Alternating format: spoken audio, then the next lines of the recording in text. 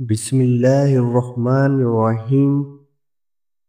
حضرت عائشہ رضی اللہ تعالیٰ عنہ بیان کرتی ہیں، جب انسان کے کسی عضو کو کوئی تکلیف ہوتی یا اسے کوئی پھوڑا ہوتا یا کوئی زخم ہوتا تو نبی صلی اللہ علیہ وسلم اپنی انگلی سے اشارہ کرتے ہوئے فرماتے، اللہ کے نام کی برکت سے ہمارے زمین کی مٹی ہمارے باز کی تھوک کے ساتھ اللہ کے حکم سے ہمارے بیمار کو شفا بخشی جائے۔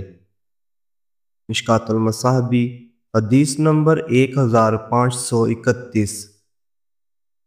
حضرت ابو سعید خدری رضی اللہ تعالیٰ عنہ سے روایت ہے کہ جبریل علیہ السلام نبی صلی اللہ علیہ وسلم کی خدمت میں حاضر ہوئے تو انہوں نے فرمایا، محمد آپ بیمار ہیں؟ آپ صلی اللہ علیہ وسلم نے فرمایا، ہاں۔